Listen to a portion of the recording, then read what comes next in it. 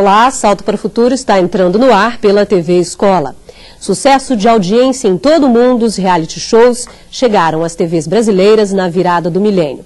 Por aqui vem repetindo o sucesso da fórmula e reacendendo a discussão sobre o público e o privado na televisão. Mas além dos shows de realidade, há outros gêneros de programas televisivos que muitas vezes expõem a vida privada de artistas ou de espectadores. Esta relação é um dos temas do Salto para o Futuro de hoje. Convidamos para o debate a jornalista e professora da Universidade Federal do Rio Grande do Sul, Rosa Fischer, também consultora desta série. A professora da Universidade do Estado do Rio de Janeiro, Raquel Vilardi, e a psicanalista e pesquisadora da Universidade Federal do Rio de Janeiro, Marisa Chargel Maia. Eu conto com um convidado muito especial. Você, participe do Salto para o Futuro. Mande já a sua mensagem. Você pode participar do Salto ao vivo pelo telefone 0800 21 6689. Via internet, salto@tvebrasil.com.br ou ainda pelo fax. Disque o código da operadora, o DDD 21 e o número 2232-3271. Nosso fax e e-mail estão 24 horas à sua disposição. Você também pode entrar em contato conosco pela caixa postal 50050, CEP 20062-970. Envie suas perguntas, relate suas experiências. Participe! Bom, primeiro, obrigada pela presença de vocês. Eu quero começar esse debate, Rosa, com acho que a questão que é o tema central do programa de hoje, né? O que é público e o que é privado na televisão brasileira hoje? Bem, acho que nós estamos bem longe de um tempo em que a ideia de publicização, de tornar uma coisa pública, era partilhar, fazer uma partilha das coisas em comum.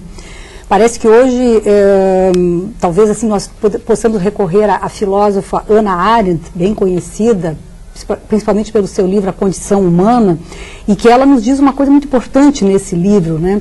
Que se a gente for ver historicamente, o que era estar privado de alguma coisa? Entre os gregos, estar privado de alguma coisa era estar privado de estar no espaço público.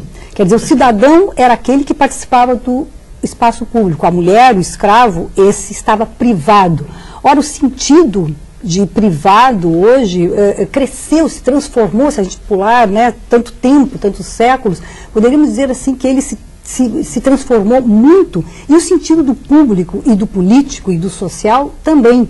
Nós vivemos um tempo em que exatamente o que é privado é o que é a coisa mais importante de estar na ordem do público.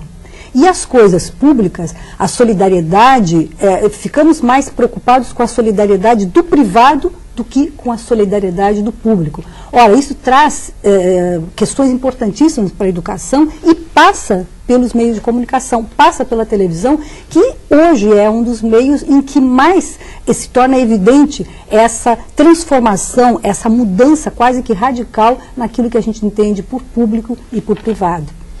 Raquel, para você o que é público e o que é privado na TV? Eu concordo com o que a Rosa nos coloca em termos da necessidade de redimensionar o público e o privado, e gostaria que a gente também levasse esse debate um pouco para o lado da questão cultural, na medida em que a televisão vai ter um impacto diferenciado nas sociedades em que a gente passa a observar o fenômeno, já que no Brasil ela tem um contorno mesmo que de modelagem do país e de costura desse universo cultural que para nós é uma coisa muito ampla, muito grande e muito diferenciada, né?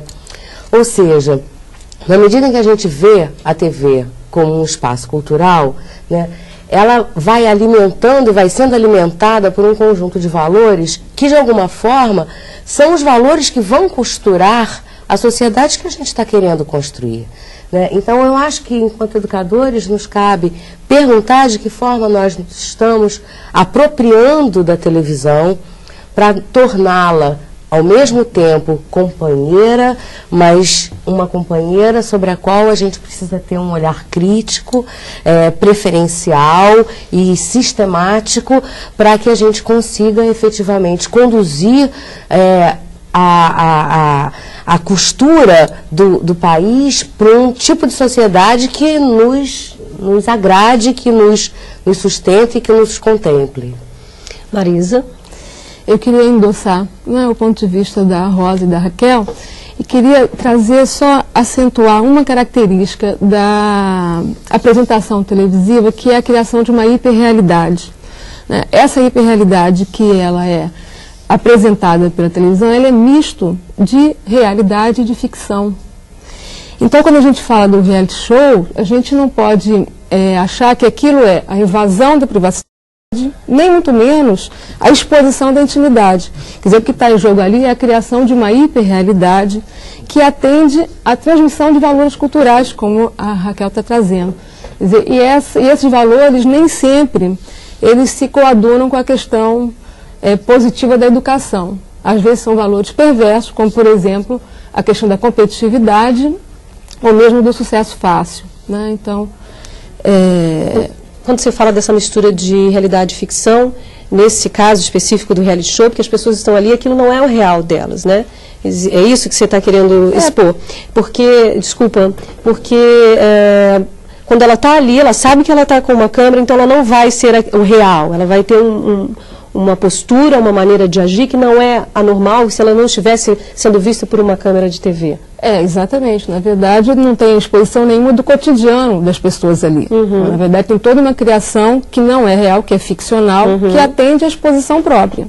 Né? A exposição própria que muitas vezes visa um salto, né? Um salto de profissional, um salto de visibilidade, quer dizer... E eu acho que isso assim, é fundamental para a gente pensar a nossa cultura contemporânea, que está centrada no valor de imagem. Né? Então, essa coisa da imagem, que você precisa ter uma imagem, uma visibilidade, que você só existe a partir da visibilidade que você tem, ela traz um transtorno enorme em termos de constituição de identidade mesmo. Então, como esse programa é dirigido para professores, quer dizer, eu acho fundamental a gente pensar como isso é capturado e captado pelas crianças em processo de formação. Tá certo. Pois é, o penteado da atriz da novela, a gíria do momento, o cotidiano de gente famosa e até de anônimos. A televisão dita muitas modas no Brasil. Vamos ver, na reportagem de Naila Oliveira, o que um psicanalista, uma educadora e alguns telespectadores pensam sobre a transformação do que antes era privado em atração para todo o país. Não te quero assim tão longe. Eu também te amo. Tchau.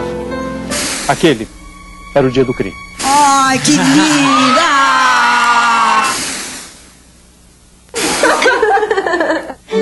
Ligar a televisão e mudar várias vezes de canal para ver o que está passando. Quem assiste TV com frequência costuma ter esse hábito, conhecido como zapear, uma expressão de origem inglesa já incorporada ao nosso vocabulário. Mas o que será que faz a gente parar e ficar, às vezes horas, assistindo ao mesmo programa? Estou sempre procurando alguma coisa interessante. Noticiário, filmes, esporte. Acho que a televisão é a cultura, tá? Muito importante a gente ver televisão. Aprende bastante coisa. Vou parecer ter uma coisa meio infantil, mas eu também gosto de desenhos, porque essa é uma coisa super legal. Desenhos antigos, por exemplo. Sem dúvida que a televisão tem um impacto sobre a subjetividade das pessoas, até mesmo... porque a televisão brasileira, no caso, ela é sobretudo uma televisão de entretenimento. Segundo o psicanalista Joel Birman, a imagem tem poder de capturar e de atrair o público. Ele também diz que determinados valores éticos e estéticos são reforçados pela programação da televisão. Nós vivemos uma cultura performática, né? Aquilo que se denomina filosófica e sociologicamente uma sociedade do espetáculo, né? Quer dizer, uma sociedade do espetáculo onde eu sou aquilo que eu mostro ser. Quer dizer, o que de verdade eu sou não importa. Eu me enxerguei muito com a Suzana Vieira ontem, foi ótimo, estava muito bom. Tudo que ela disse foi verdade. O artista, no caso, ele é o paradigma do sujeito performaticamente bem-sucedido, né? Então, que essa espécie de voyeurismo a respeito do artista, e do artista que faz sucesso, de como é a vida dele, de como são os hábitos, é uma imagem de sucesso dessa performance que as pessoas, de uma maneira inconsciente, querem se identificar.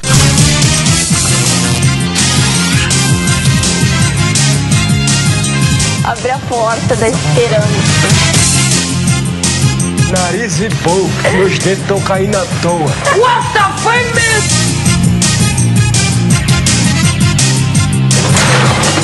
Pô, André, quebrou aqui. O que antes era privado, a TV torna público. Só na última versão do programa Big Brother Brasil, da Rede Globo, foram 70 mil candidatos inscritos.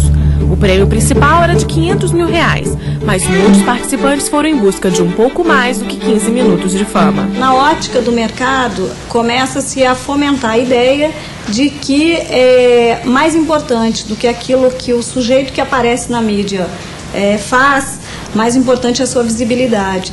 Então até a gente vai começar a perceber o surgimento de um novo tipo humano, que é o artista sem obra. Dessa fronteira entre o privado e o público, entre a intimidade e mesmo a privacidade, o privado começa a se apagar.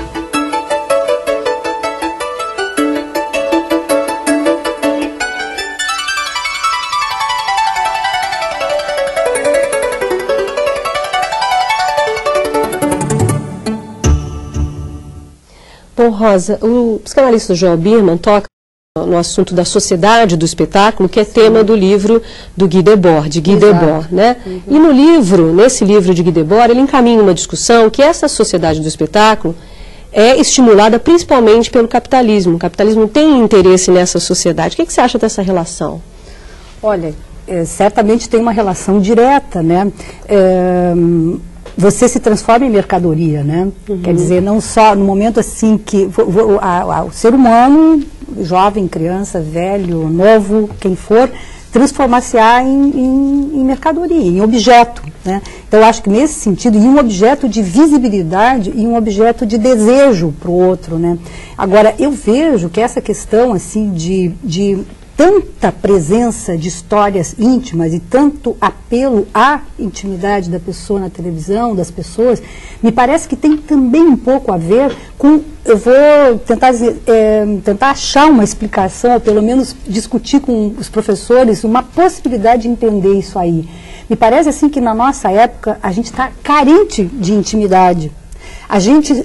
Intimidade no sentido de ficar consigo mesmo, carente de silêncio, carente de vida consigo próprio, que talvez seja a fonte fundamental para a criação, para a gente poder criar, para a gente poder inventar alguma coisa. Olha, o que está acontecendo? Eu acho que a televisão acabou tendo, os criadores desses reality shows, por exemplo, acho que eles acabaram tendo uma grande sacada de que essa é uma carência da sociedade em que a gente vive. E deram essa resposta. A TV deu essa resposta. Agora, eu acho que é legal a gente pensar, a gente como professor, como educador, como pesquisador, pensar assim, qual é a carência de intimidade que nós estamos tendo e que respostas nós, adultos, professores, estamos querendo dar. A televisão está dando essa resposta, e essa resposta, ela está muito ligada a uma, sei lá, uma... Você acha que a sociedade está com dificuldade de discutir essa sua própria intimidade e aí busca essa privacidade do outro, essa intimidade do outro na televisão? Eu acho que sim, eu acho que é como... Tem uma psicanalista chamada Júlia Kristeva, que é semióloga também, e ela diz, pensando nos pacientes dela, dizendo assim, meus pacientes, jovens, adolescentes, estão com dificuldade de imaginar a si mesmos. E uma hipótese que ela levanta é que a sociedade do espetáculo já imagina os comerciais, a televisão, os reality shows, enfim, de alguma forma, parece assim que se antecipam e imaginam as pessoas como é que elas devem ser. A gente já tem perguntas, e a primeira é da Silane, de Anápolis, Goiás. Obrigada pela participação, Silane. E diz o seguinte: da mesma forma que a TV influencia na vida dos jovens, o mesmo ocorre com os professores. O ideal, então, não seria conscientizar primeiro os professores sobre os malefícios e benefícios da TV e estes pudessem, então, trabalhar melhor o assunto com os alunos? Raquel. Olha só, eu gostaria que a gente pensasse não apenas em benefícios e em malefícios, mas que a gente tentasse, de alguma forma, verificar que existe um padrão de comportamento que vem sendo veiculado pela televisão e que, de alguma forma, é esse padrão que nos parece ser aquele no qual a sociedade vem querendo investir. Se não é, me parece que é o caso de nós termos uma postura mais crítica, mais ética, em relação àquilo que se vê. Estou lembrando de uma letra de música de uma banda de rock que diz que a juventude é uma banda numa propaganda de refrigerante, e é um pouco essa postura de que é tudo sempre festa, de é tudo sempre alegria, e de que é sempre o sucesso que se deseja almejar. E isso vai criando um impacto sobre a necessidade de chegar lá e de obter o sucesso sobre as pessoas, que nem sempre é muito possível, principalmente num país com as diferenças culturais e sociais que nós temos, né? Então, eu acho que é importante que nós, educadores, pensemos sobre isso. E, mais do que tudo, que nós discutamos isso com os nossos alunos, para que a gente tenha condição, efetivamente, de construir uma imagem do que a TV quer para nós e de nós. Ok, no próximo bloco, nossas convidadas debatem a relação do telespectador com a programação televisiva. Salto para o Futuro volta já.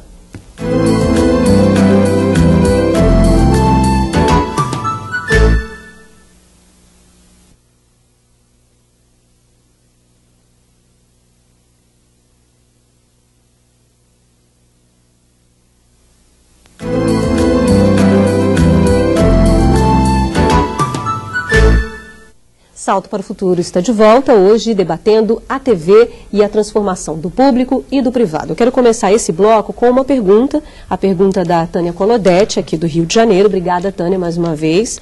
Que ela diz o seguinte: os canais de TV têm se tornado cada vez mais explícitos na exibição de temas sobre violência, sexualidade e outros assuntos. Como estimular os pais para preveni-los contra essas imagens que também afetam na educação dos nossos alunos dentro da escola, Marisa?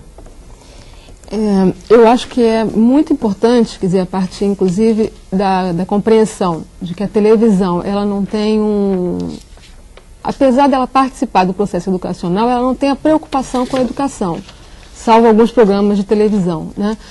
Então, é muito importante que os pais se apropriem desse projeto. Quer dizer, o projeto educacional, ele pertence tanto à escola quanto aos pais. São os pais que precisam pensar no melhor projeto educacional para os seus filhos.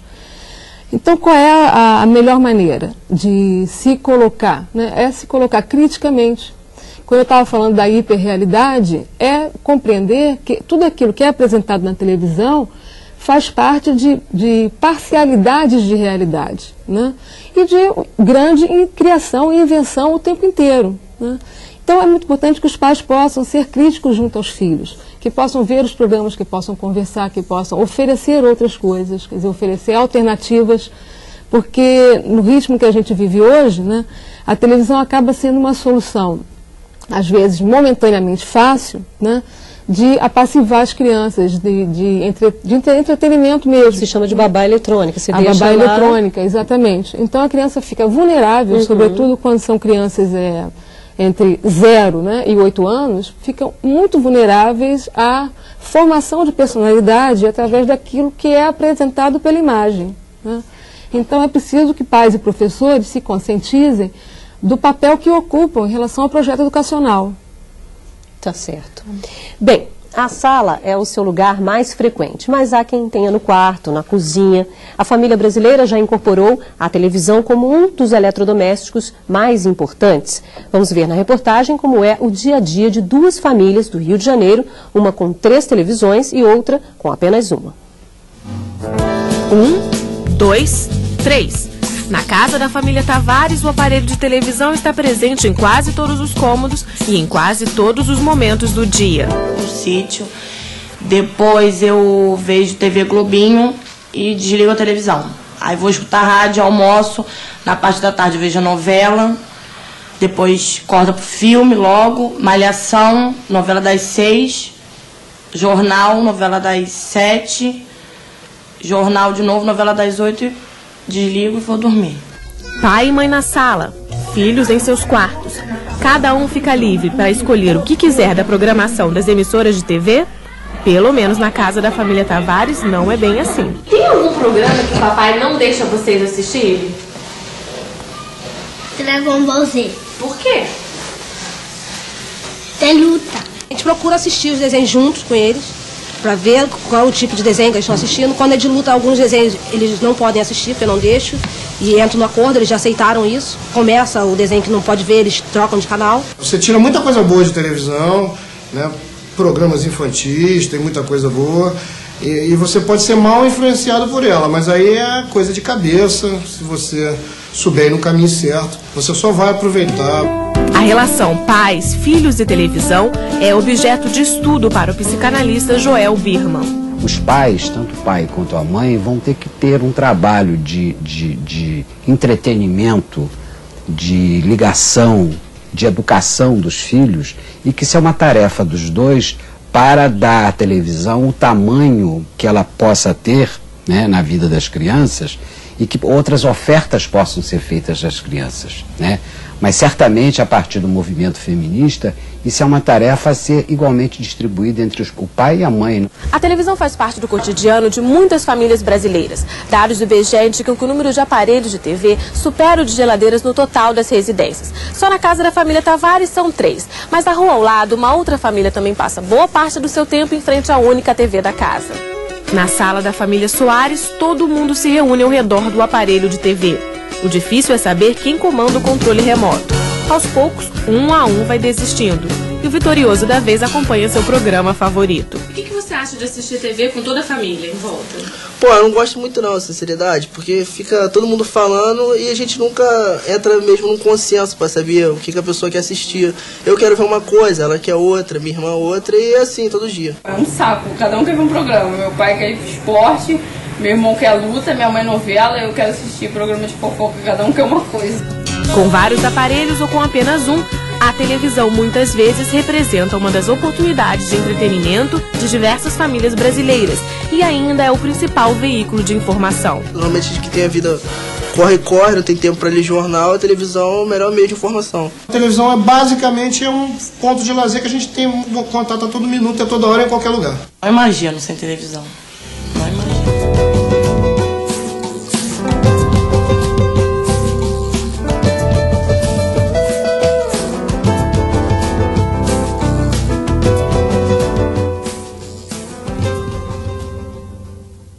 Rosa, vendo esse vídeo, pensando numa questão que consta até do boletim, né, que sujeitos estão sendo formados, né, consta lá essa pergunta, literalmente, nessa nova educação da vida íntima e da vida em espaços coletivos. Pensando no que a gente acabou de ouvir nesses depoimentos, nesses relatos, principalmente dos jovens ali, né? Exato, né? A presença, sim, absolutamente forte, né, da televisão na vida das pessoas. Eu estava falando antes no intervalo que na minha pesquisa que estou fazendo agora lá no Rio Grande do Sul, na Universidade Federal, estou trabalhando com jovens e televisão e reinvenção do espaço público. Esse é o tema da pesquisa.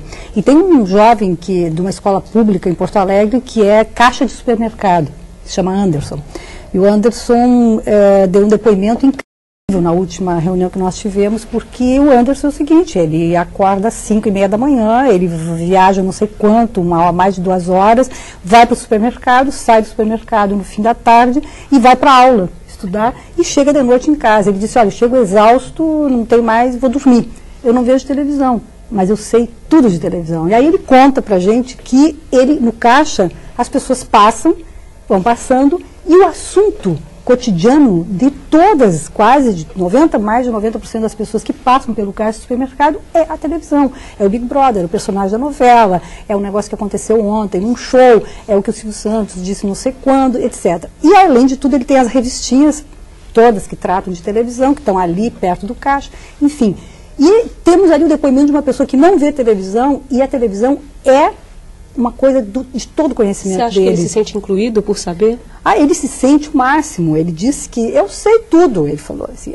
Eu sei tudo. Quer dizer, se ele não soubesse, ele poderia... Ele se sentiria... Ele disse, isso é uma maravilha, eu sei tudo, sei o que está acontecendo com os personagens e tal. Agora, o que é importante disso aí, né? É de um meio ser extremamente forte na vida das pessoas e, ao mesmo tempo, o que esse fato sugere para nós, educadores, ou de outros profissionais, no sentido da gente dizer, escuta aqui, o que isso está rolando aí, o que está acontecendo aí, o que isso diz respeito a nós, a formação de uma criança, a formação de um adolescente, de um adulto, né?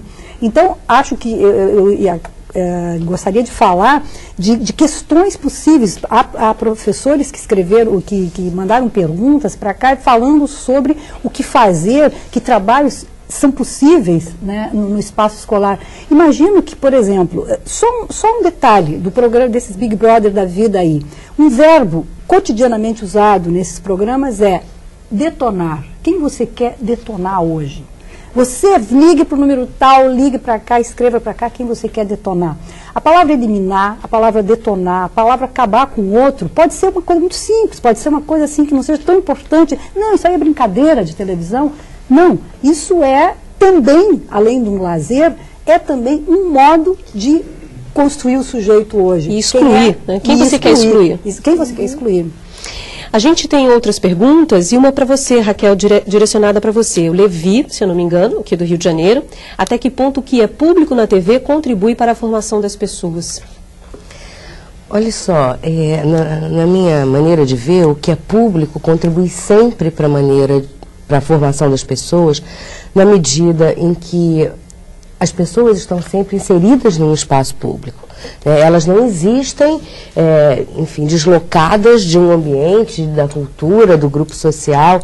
Então, é óbvio que o conhecimento desse espaço público, saber quais são esses valores, quais são os elementos que compõem esse público, de que forma ele se comporta em relação à minha vida e eu me comporto em relação à vida dele, é da maior importância.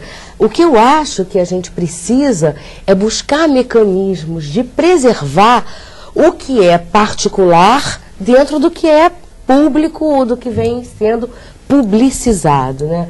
Eu concordo muito com a Marisa quando ela expõe que os reality shows, por exemplo, não expõem a intimidade das pessoas. Por quê? Porque eles expõem intimidade de personagens que aquelas pessoas assumem para si, de persona, no sentido grego, né? São personagens que elas passam a representar naquele espaço. Na verdade, como existe um prêmio, como existe um objetivo, como existe um julgamento do público em relação à minha atitude, eu não vou me comportar necessariamente como eu sou, mas como os outros esperam que eu me comporte. E essa construção se dá ao longo até, inclusive, do próprio programa. Pois é, e eu acho que é exatamente por aí, na medida em que, não, vamos medir a pressão, vamos ver de que é que o público gosta, do que é que o público não gosta, o que querem ver, o que não querem ver. Na medida em que você estabelece isso como um valor, você está levando as pessoas a acreditarem que seja realmente através desse processo de fingimento que alguém tem condição de obter algum sucesso no tipo de sociedade em que a gente vive. Isso, a meu ver, é muito drástico na formação. Isso aí tem nome, isso aí se chama modelagem subjetiva de massa. Tá vendo como isso é muito curioso, porque se você perceber bem, se dá um toque até de novela. Eles tendem a criar até características dos personagens de uma novela. Cria um casalzinho, porque sabe, cria um enredo. Dizem que o reality show no Brasil assumiu essa característica, talvez porque no Brasil a ficção da telenovela influencia tem uma força tão grande que acaba sendo o grande material televisivo é a ficção. Tanto que hoje até os telejornais, se a gente pensar bem, o Eugênio Butti diz isso, né? Eles também são construídos de uma forma dramática. uma notícia mais dramática aqui, uma notícia triste ali, aí eu vou compondo o jornal de forma que no final, por exemplo, parece o nascimento de um jacarezinho lá no... Você começa com uma notícia ruim, muito ruim, um desastre, ou seja, e termina para cima. Tem uma você tem que ter dramática. Para não deixar as pessoas para baixo no final do jornal. Tem uma certa função isso aí, né? Verdade. Mas, enfim. Agora eu vou tentar unir duas perguntas aqui para ver se a gente responde todo mundo. Uma é da Dayana, da Bahia, e a outra do Robson Rezende, de Tocantins. Obrigada pela participação de vocês aqui nessa série. E a primeira diz o seguinte: qual é a melhor forma de aproveitar a TV para a educação de crianças e adolescentes, Marisa? E também, o que a escola, como entidade de ensino interativo, deve fazer para que os alunos possam ver a TV de maneira crítica, selecionando os programas que irão contribuir para a sua formação? Eu acho interessante até retomar um exemplo que foi trazido ontem, uma pesquisa, né, que dizia o seguinte: uma criança que assiste 3 horas por dia de televisão, ela assiste, exatamente, ela assiste 50